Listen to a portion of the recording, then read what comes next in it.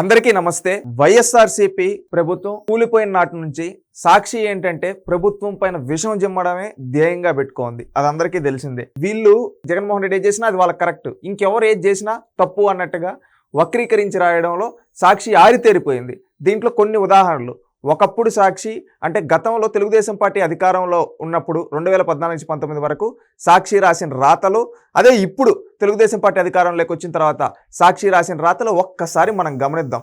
ఏంటంటే ఇది నిన్న సాక్షి బ్యానర్ ఐటమ్గా పెట్టుకొని ఇంగ్లీష్ మీడియం మన పిల్లలకే పేద బిడ్డలకు తెలుగే అని చెప్పి ఒక విష ప్రచారం స్టార్ట్ చేసింది బాబు గారు గురించి.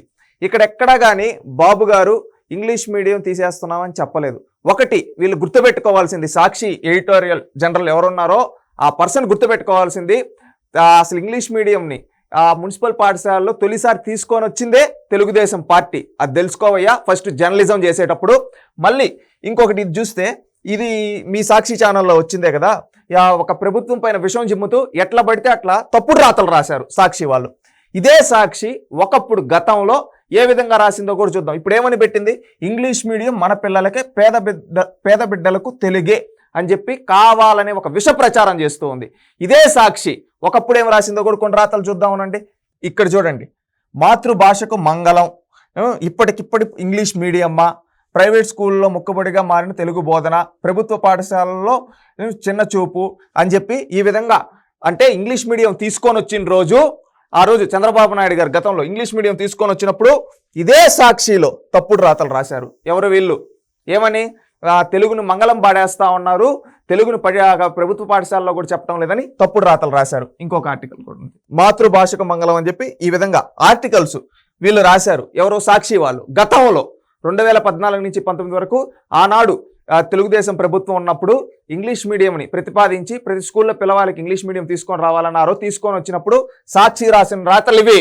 ఇప్పుడు నిన్న ఏమని రాశారు, ఇంగ్లీష్ మీడియం మన పిల్లలకి పేద బిడ్డలకు తెలుగే అన్నట్టు. అంటే ప్రభుత్వ పాఠశాలలో తెలుగు మీడియం మాత్రమే ఉంది, ఇంగ్లీష్ మీడియం లేదని చెప్పి మళ్ళీ తప్పుడు రాతలు. ఏంటి దీన్ని జర్నలిజం అంటారా, ఇంకేమన్నా అంటారా? సాక్షి జర్నలిస్టులారా ఏమంటారు? అప్పుడు మీరే ఇప్పుడు మీరే. ఏంటి దీన్ని జర్నలిజం అంటారా, ఇంకేమన్నా అంటారా? ప్రజలారా ఆలోచించండి. వీళ్ళ రాతలు ఎలా ఉన్నాయి చూడు. ఓసర వెళ్ళ కూడా ఇంత త్వరగా రంగులు మార్చదేమో ఈ సాక్షి మీడియా మార్చినట్టు. విష ప్రచారాలు జగన్మోహన్ రెడ్డి మెప్పు కోసం కావాలంటే ఆయన చుట్టూ కూర్చొని డబ్బాలు కొట్టండి, అంతేగాని ఈ విధంగా జర్నలిజంని అడ్డు పెట్టుకొని తప్పుడు రాతలు రాస్తే బాగుండదు. సమాజాన్ని డైవర్షన్ చేయాల్సినట్టు రాస్తే ఎవ్వరు చూస్తూ ఊరుకోరు. గుర్తుపెట్టుకోండి.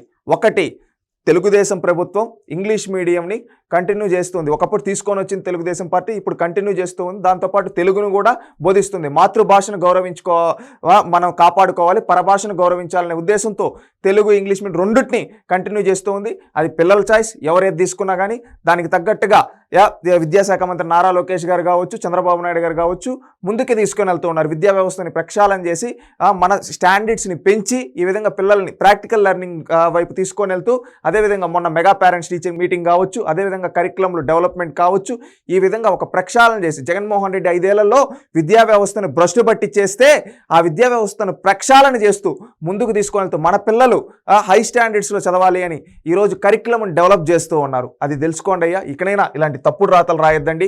వైసీపీ నాయకులారా చూడండి, ఇది మీ సాక్షి అసలు రూపం. ఒకప్పుడేం ఓసర వల్ల కూడా ఇంత రంగులు మార్చదు, ఈ విధంగా మారుస్తుంది. ప్రజలందరూ కూడా గుర్తించుకోండి. ఈ సాక్షి అనే పత్రిక నిజంగానే ఒక టిష్యూ పేపర్ లాంటిది. ఏంటంటే టిష్యూ పేపర్ అన్నా తుడుచుకోవడానికి పనికి వస్తుందేమో, ఈ సాక్షి పేపర్ అందుకు కూడా పనికిరాదు, దానికంటే వేస్ట్. ఇది వీళ్ళ రాతలు. ఇక్కడైనా సాక్షి ఎడిటోరియల్స్ ఎవరైతే ఉన్నారో, సాక్షి జర్నలిస్టులు ఎవరైనా ఉన్నారో, ఇంకనైనా నీతిగా నిజాయితీగా జర్నలిస్ట్ అనే పదానికి అర్థం తెండి. అంతేగాని ఇలాంటి తప్పుడు రాతలు రాస్తే ఎవ్వరూ చూస్తూ ఉండరు. రేపు రానున్న రోజుల్లో ప్రజలు మీ పేపర్లని కాల్ చేస్తారు ఇలా తప్పుడు రాతలు రాస్తా ఉంటే. ఇకనైనా ఒక హుందాతనమైన జర్నలిజం చేయండి అని కోరుకుంటూ ఉన్నాం.